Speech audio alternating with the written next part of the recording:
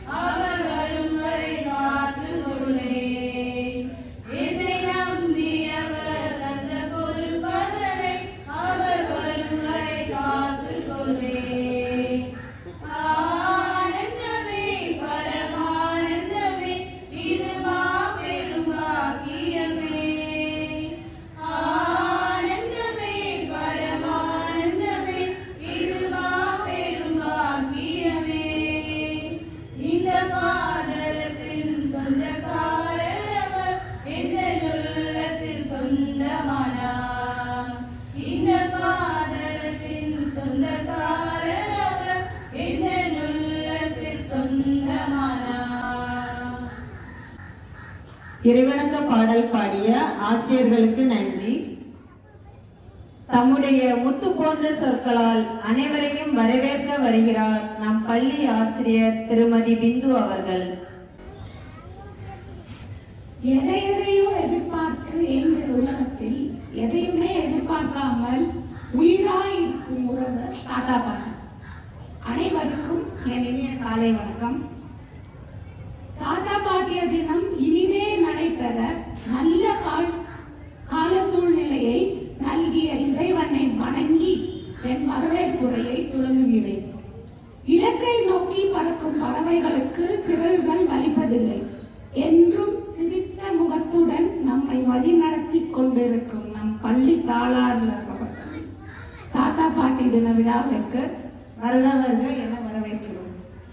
எண்ணங்கள் தான் நம் வாழ்வை மாற்றும் வண்ணங்கள். நம்மில் உயர்ந்தவன் தாழ்ந்தவன் என்ற ஏற்றத்தாழ்வுகளை அகற்றி ஒரே குடும்பமாய் வழி நடத்தி கொண்டிருக்கும் நம் பள்ளி முதல்வர் அவர்களை வருக என வரவேற்கிறோம். தேடல்களை தேடி திரிந்து வழிகாட்டிகளின் தோழமை கொண்டு நம்மை வழிநடத்தும் நம் பள்ளி நிர்வாகி அவர்களையும் வருக என வரவேற்கிறோம். கல்வி என்பது கடல், அதை கற்றுக் கொடுப்பது தொழில் அல்ல தவம் என்ற பொன்மொழிக்கேற்ப கல்வியை கற்றுத்தரும் நமது பள்ளி ஆசிரியர்களை வருக என வரவேற்கிறோம். துன்பத்தை தூரமாய் வைத்து இன்பத்தை இதயத்தில் வைத்து நம்பிக்கையை நெஞ்சகத்தில் வைத்து இந்நிகழ்ச்சியை கண்டு கழித்து சிறப்பிக்க வந்திருக்கும் பெரியோர்களையும் மழலை செல்வங்களையும் வருக என வரவேற்கிறோம். பல்கலைக்கழகங்கள் கற்றுத்தராத பாடங்கள் நம் வீட்டு தாத்தா பாட்டிகளின் அனுபவங்கள் கற்று தந்தன என்று கூறி மீண்டும் ஒரு முறை உங்கள் அனைவரையும் வருக என வரவேற்று என் வரவேற்புரையை முடிக்கின்றேன். நன்றி, வணக்கம். வரவேற்புரை கூறிய ஆசிரியருக்கு நன்றி. ஓய்வறியா கால்கள் ஊன்றுகோலை தேட, நரை தோன்றி முக சுருக்கம் முற்றுகையிட, பிள்ளையின் அன்பே தஞ்சமென தேடுது பெற்றோரின் நெஞ்சம். அனுபவங்களின் கரங்கள் எங்கள் வாழ்வின் வழிகாட்டிகள். வாழ்க்கையை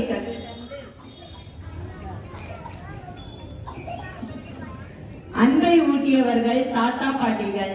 இவ்வினிய விழாவில் எம் பள்ளியை குன்றின் மேலிட்ட விளக்காய் ஒளிர செய்து வருங்கால சிறந்த தலைவர்களை உருவாக்கி வருகின்ற எம் தாளாளர் அவர்களை அன்பு ஒளியேற்ற மகிழ். 1000 புத்தகங்களை கொண்ட நூலகத்திற்கு சமம் தாத்தா பாட்டி உள்ள வீடு. தலை சிறந்த மாணவர்கள் உருவாக சிறப்பாக வழிகாட்டி வருகின்ற எம் பள்ளியின் முதல்வர் அவர்களை மகிழ்வின் ஒளியேற்ற அன்பாய் அழைக்கிறேன்.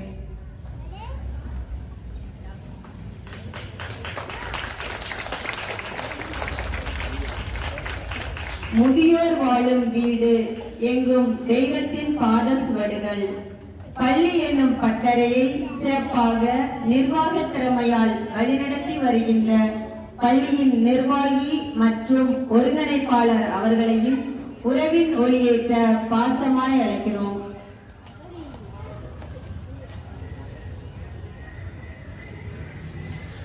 எதை கொடுத்தும் வாங்க முடியாத அரியாசனம் தாத்தாவின் தோள்கள். பேரன்பான பேரன் பேத்திகளை பக்குவமாய் வளர்த்து அமுதூட்டி தனது மடியை தொட்டிலாக்கி கண் விழித்து பசி மறந்த அன்பு பாட்டிகள்.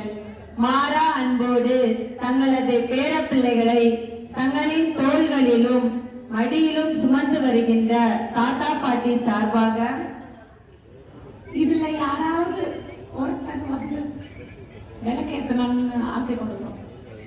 வாங்க, வெரி குட். ஒரு பெரிய கைத்தட்டு.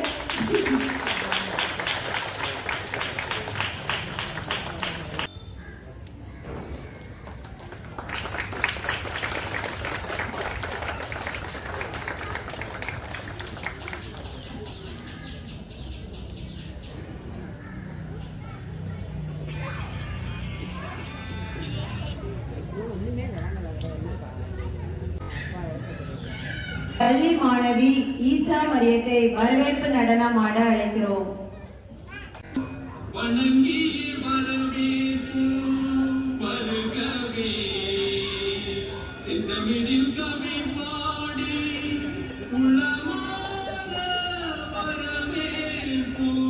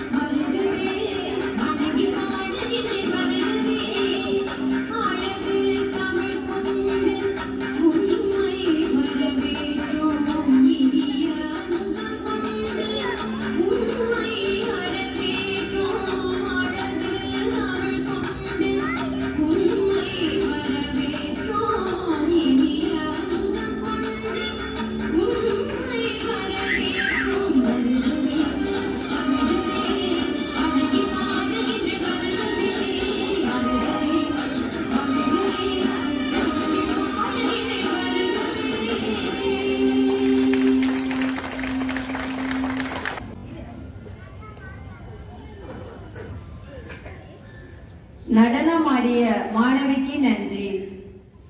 கவிதை கூற வருகிறார் நாம் பள்ளி ஆசிரியர் திருமதி ஆர்த்தி அவர்களை அழைக்கிறோம்.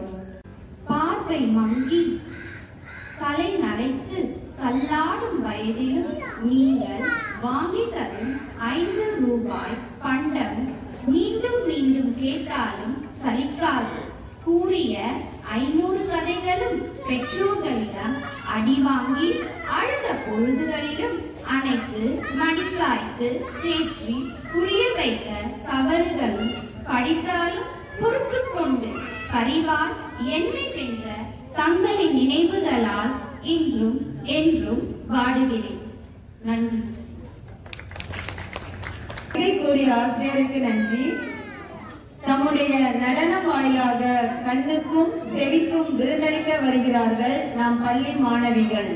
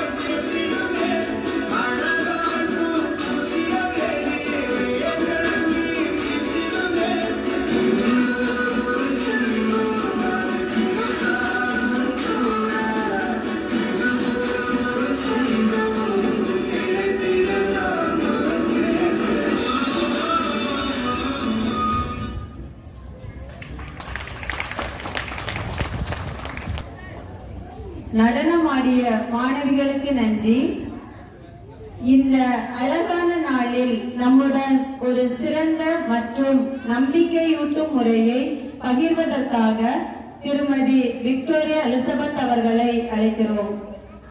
தலைமை ஆசிரியர் அவர்களுக்கும், கரஸ்பாண்டன்ட் ஆசிரியர் பெருமக்களுக்கும், ஆசிரியர் இல்லாமல் பணிபுரிகிற மற்ற எல்லா வேலை செய்கிற அனைவருக்கும் என் சார்பிலும் தாத்தா பாட்டியினர் தினத்தை கொண்டாட வந்திருக்கும் அனைவர் சார்பிலும் வணக்கத்தையும் நன்றியும் தெரிவித்துக் கொள்கிறேன். தாத்தா பாட்டி என்னாவே வீட்டில் ஒரு தாத்தா பாட்டி இருக்கிறாங்கன்னு சொன்னாக்கா அது பெரிய கிஃப்ட் அவங்களுக்கு. ஏன்னா எல்லாத்தையும் அனுபவபூர்வமாக கற்று நம்ம இலவசமாக நம்ம பிள்ளைங்களுக்கு, நம்ம பேர பிள்ளைங்களுக்கு நம்ம வந்து கற்றுக் கொடுக்குறோம். நம்ம அது ஒரு கிரீடம் சொல்லுவாங்க. தாத்தா பாட்டி வீட்டில் இருந்தது ஒரு கிரீடம் போல.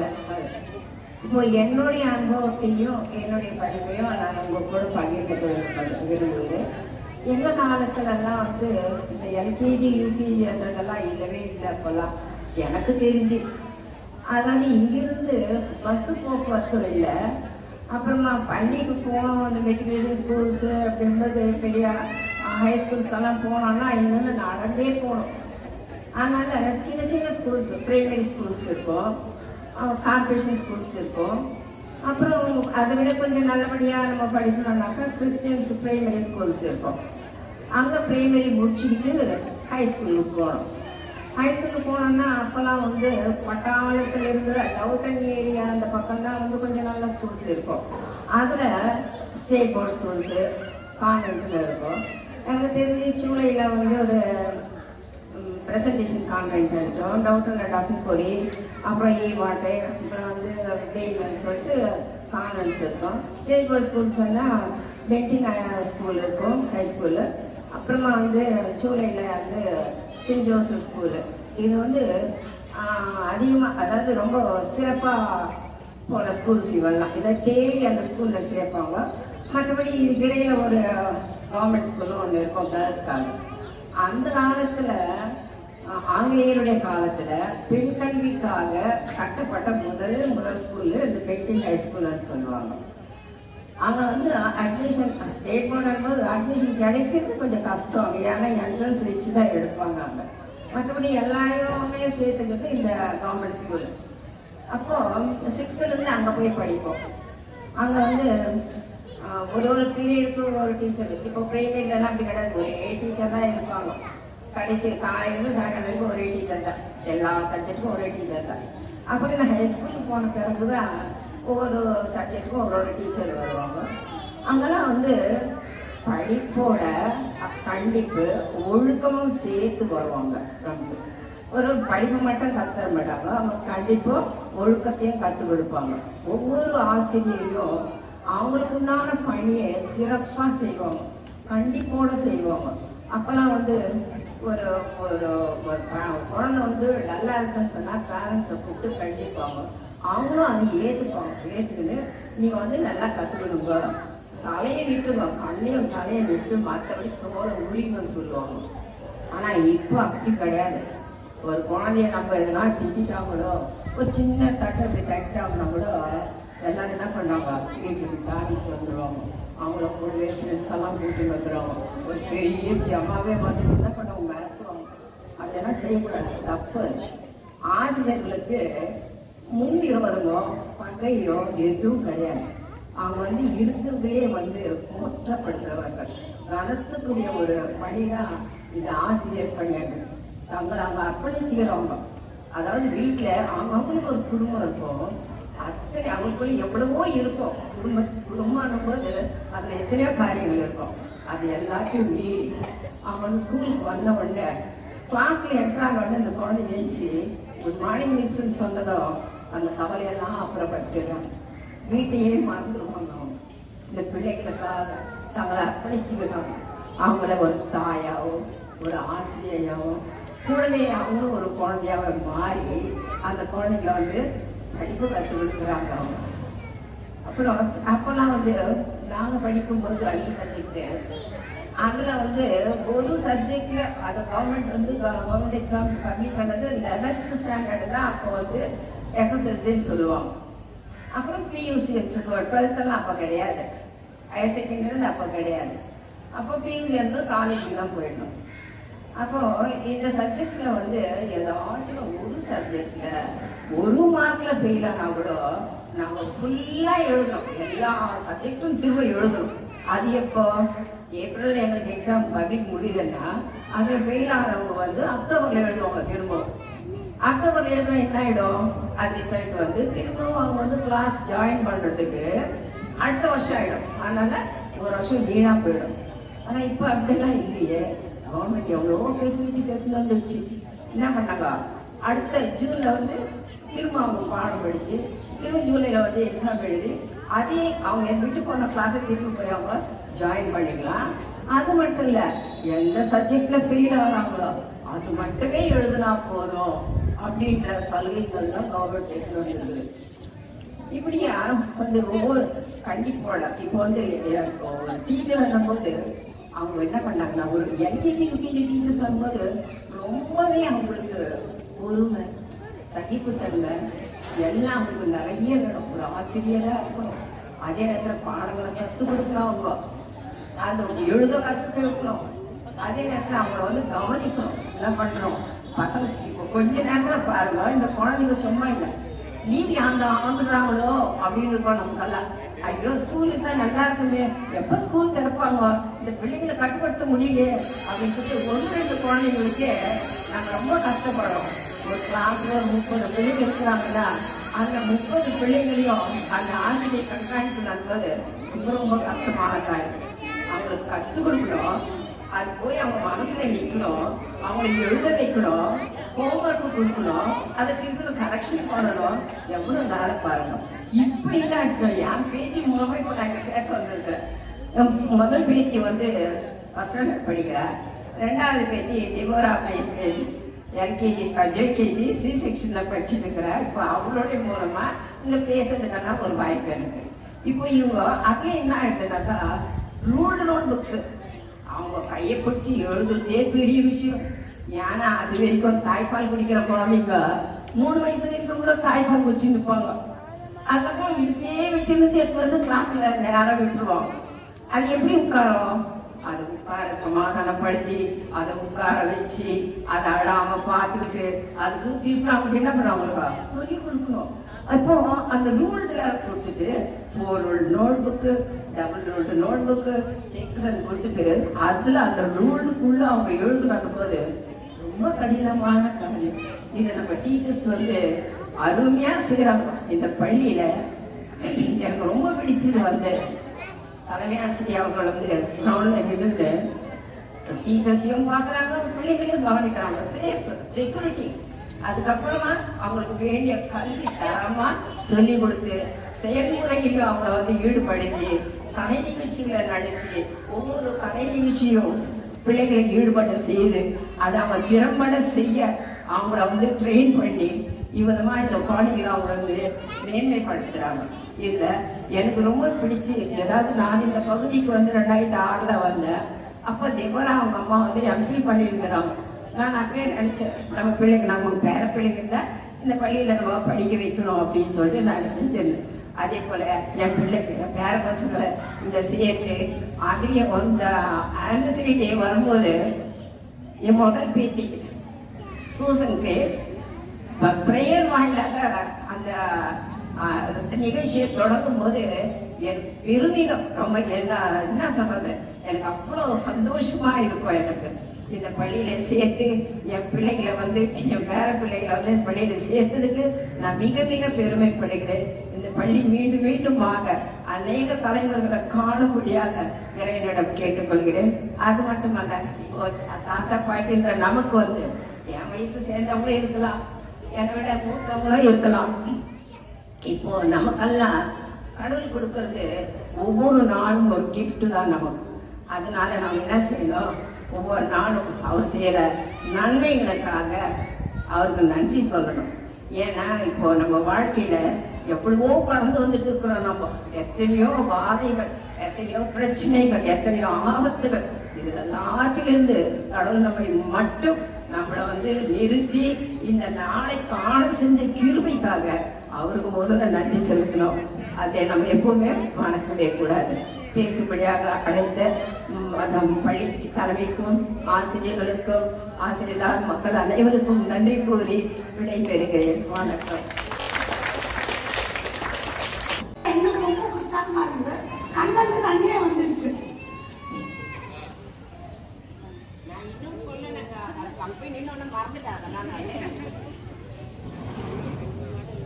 பள்ளியின் தலைமையாசிரியர்களுக்கும் மற்றும் டீச்சர் அவர்களுக்கும் என் போன்ற சகோதர சகோதரி அவர்களுக்கும் நன்றி. என் பையன் இந்த ஸ்கூல்ல தான் படித்தான். அவன் படித்த ஸ்கூல்லேயே அவன் பிள்ளைகளையே இங்கே படிக்க வைக்கிறதுல எனக்கு ரொம்ப பெருமை. அவன் மூலியமா தான் இந்த ஸ்கூலுக்கு வந்து நானும் பேசுறதுக்கு எனக்கு ஒரு வாய்ப்பு கிடைச்சிது. எனக்கு ரொம்ப சந்தோஷமா இருக்கு. ஆனா இந்த ஸ்கூல்ல தான் முதல்ல இந்த கிராண்ட் பேட்டி நடத்துறத என்னோட இதுல பாக்குறேன். மற்ற ஸ்கூல்ல நடத்துறாங்களா எனக்கு தெரியாது. எனக்கு ரொம்ப சந்தோஷமா இருக்கு.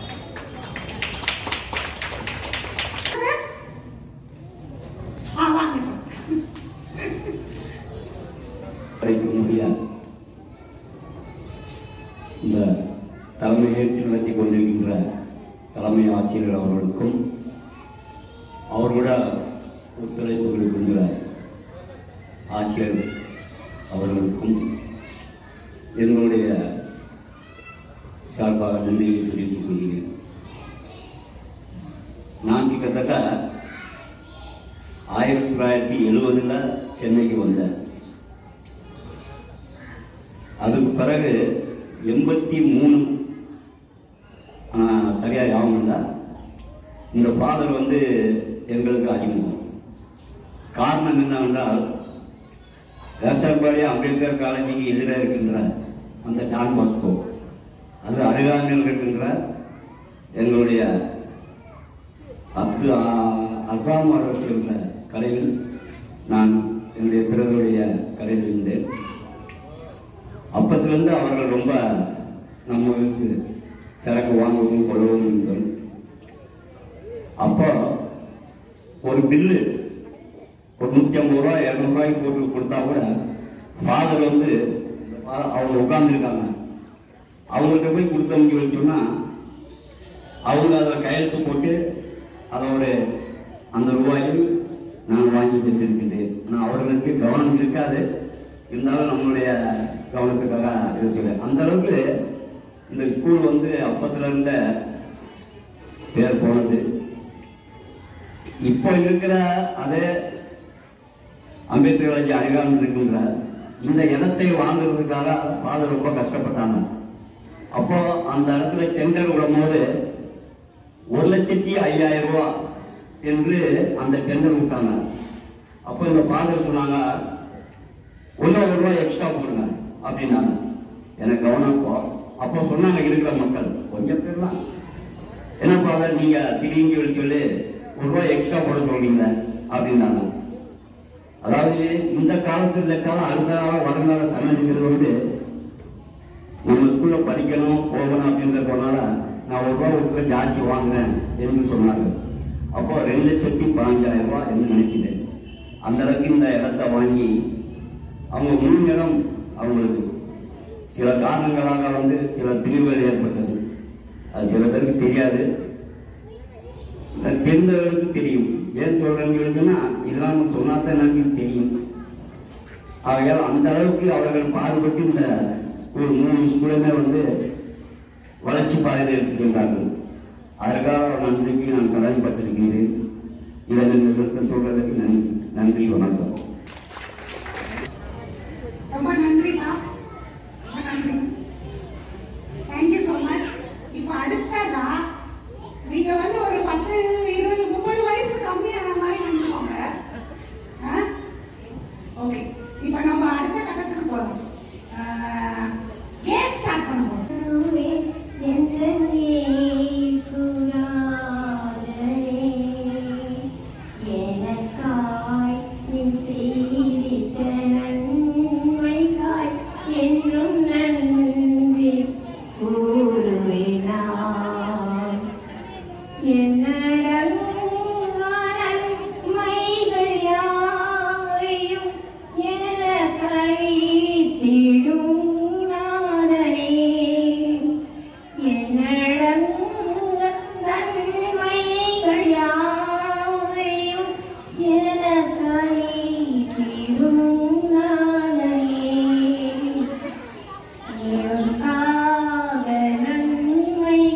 அளிப்பவரே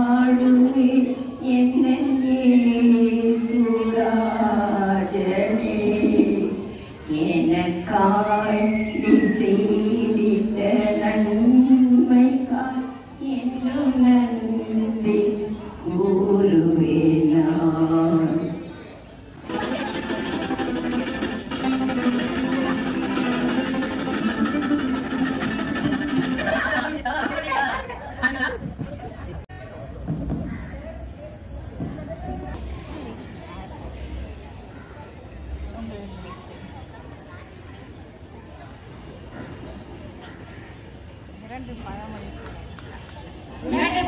கூட பழமொழி ரெண்டு நல்லா என்ன சொல்லணும் ரெண்டு பழமொழி குளித்து கொடி கந்தையானாலும் கதைக்கு கட்டு.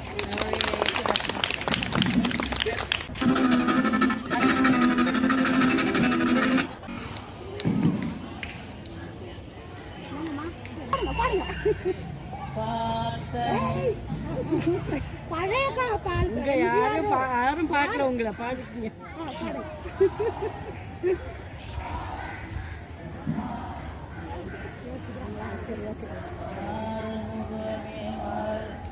ஆண்டவன் படித்தது யார்?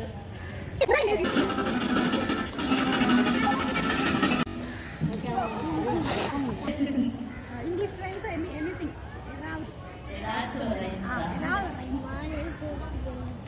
Johnny, Johnny, yes papa, eating sugar, no papa, telling lie, no papa, open your mouth,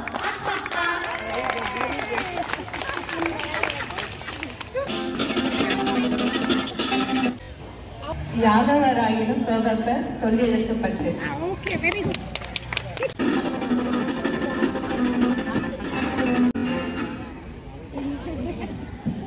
கடவுள் உள்ளமே கருணை இல்லமே அடைகலம் கொடுத்தவன் அவனை பாடுவோம். தந்தை இல்லை தாயும் இல்லை.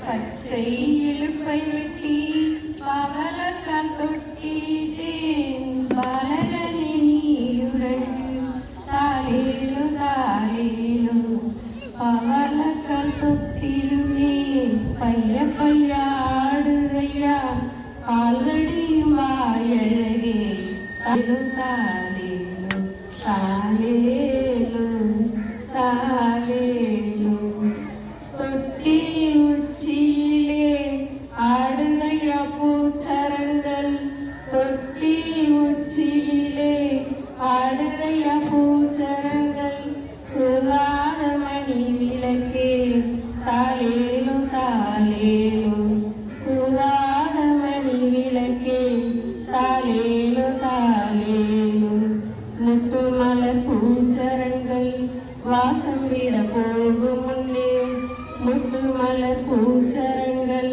வாசம் விட போகும் முன்னே கண்ணூடி நீயுறங்கு தாலேலு தாலேலு.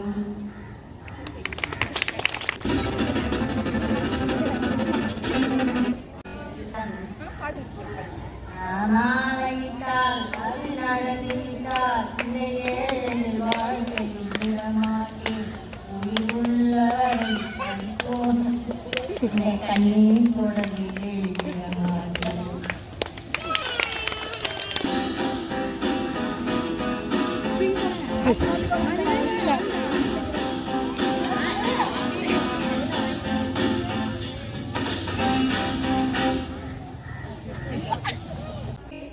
ஜேகேஜிஏ சிவானி மேடம் பாட்டி ட்வீட் பண்ணிருக்காங்க.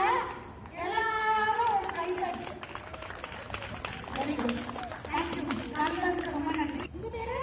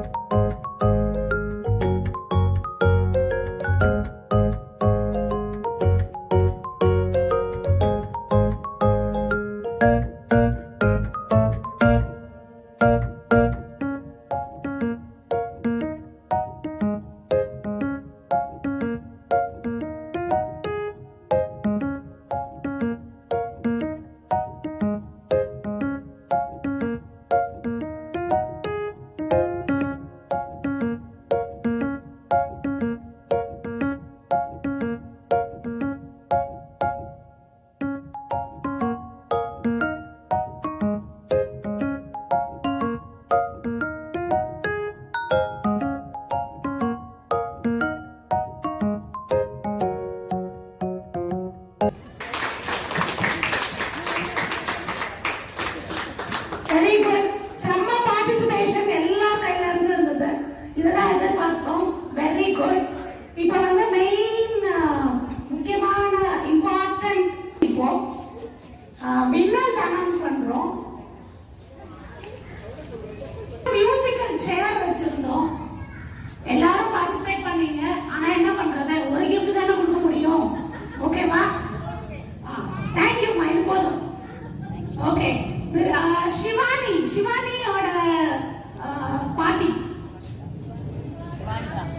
சிவானிகா வாங்க. உங்க பேர் என்னது? அப்படியே நீங்களே சொல்லுங்க பாப்பா. என் பேர் தேவி.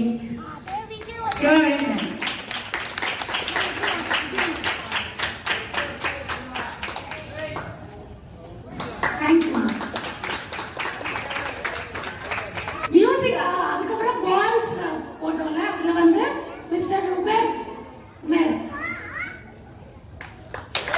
அபிநயோட தாத்தா அபிநயா.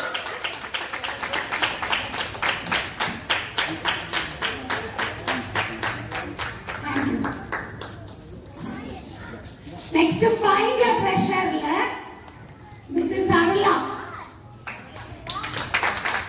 சூப்பர். Thank you ma'am. சரி, இப்ப நான் கேட்கிற கேள்விக்கு பொய் சொல்லாம பதில் சொன்னாதான் உங்களுக்கு பிரைஸ் தான். ஓகேவா? நான் வந்து 70 to 75 அந்த ஏஜ்ல யாராவது இருக்கீங்களா?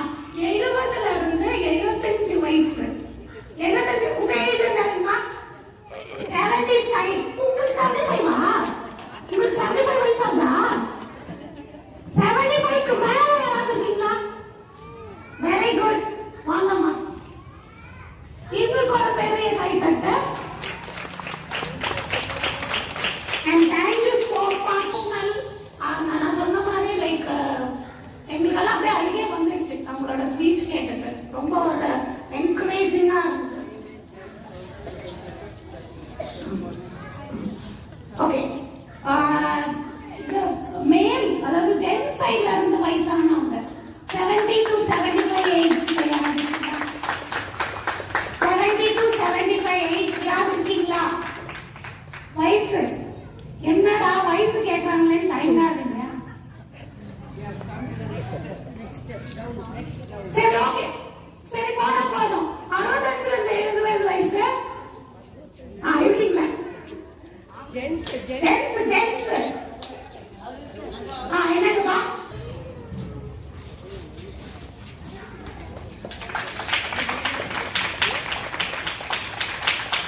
ரொம்ப நன்றி.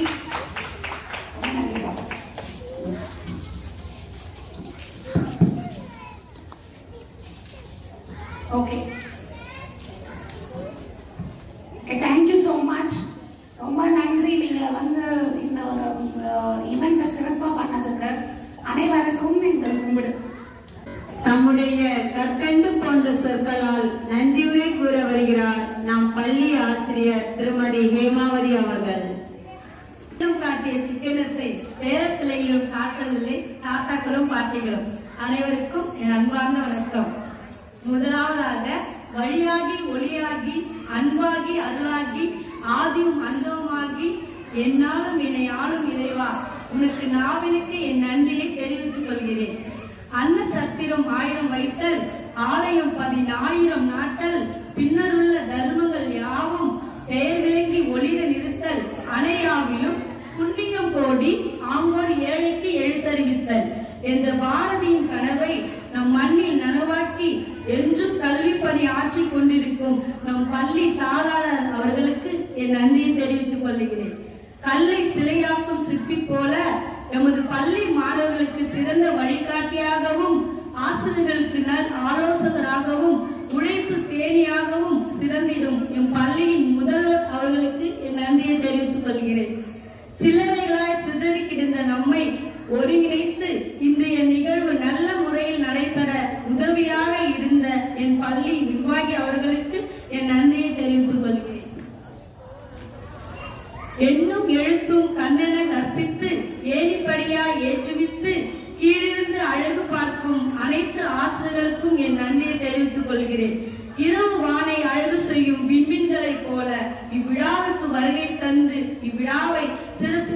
பெரியோர்களுக்கும் குழந்தைகளுக்கும் என் நன்றி மீண்டும் ஒருமுறை தெரிவித்துக் கொள்கிறேன். உங்கள் பொன்னான இந்த நேரத்தை எங்களுடன் செலவழித்த அனைத்து அன்புள்ளவர்களுக்கும் நன்றி கூறி விடைபெறுகிறேன். நன்றி, வணக்கம். முடிவுரை கூறிய ஆசிரியருக்கு நன்றி.